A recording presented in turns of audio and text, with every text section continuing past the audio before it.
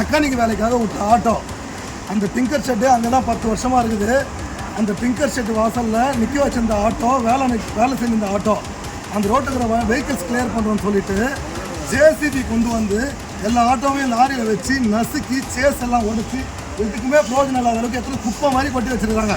இங்கே பாருங்கள், சாக்காடில் வந்து கொட்டி வச்சுருக்காங்க. இது திருட்டு கேஸ்லேயோ, இது ராபரி கேஸ்லேயோ, கொலை கேஸ்லேயோ போலீஸ் ஸ்டேஷனில் மாட்டின ஆட்டோ கிடையாது. இது ஒரு சுடுகாடு. உங்களுக்கு வண்டி போட்டு வைக்கிறதுக்கு ஒரு இடம் கிடையாதுல்ல. அவ்வளோ டிராவல்ஸ் பஸ் நிற்குது. டிராவல்ஸ் அதிகாரிகளாம் கோடீஸ்வரனுங்க. அவனுக்கு அது அரசாங்கம் தான் இங்கே நடக்குதா? ஆட்டோ ஓடுறாங்க அண்ணாடக ஆச்சு. அன்னன்னைக்கு 500 600 சம்பாதிச்சு குடும்பத்தை காப்பாற்றுறாங்க. சோத்தில் மண்ணள்ளி போகிறீங்களா? வெக்கமா இல்லையா உங்களுக்கு? இந்த அரசாங்கம் யாருக்கான அரசாங்கம்? பணம் இருக்கிறவனுக்கான அரசாங்கம் தான். அப்படியே ஒரு கண்ணுக்கு நேராக பார்க்குறோம். ஒரு பொக்லைனில் அப்படியே ஒரு தூக்கி எடுத்துகிட்டு வந்து ஆட்டோவை வச்சு அதை அப்படியே ஜேசிபியில் கொண்டு வந்து ஒரு லாரியில் வச்சு அப்படியே நசுக்கிறாங்க. அங்கே இருக்கிற ஒரு ஆடி காரை நசுக்கிறீங்களா? ஒரு BMW காரை நசுக்கிறீங்களா? ஏன்னா இருக்கப்பட்டவன். இந்த அரசாங்கம் இருக்கப்பட்டவங்க தான் அரசாங்கம். அதான் நீ அரெஸ்ட் பண்ணாது. பிக்பாட் அடிக்கிறவன கையை காலை எடுத்து போய் ஓடிப்பீங்க.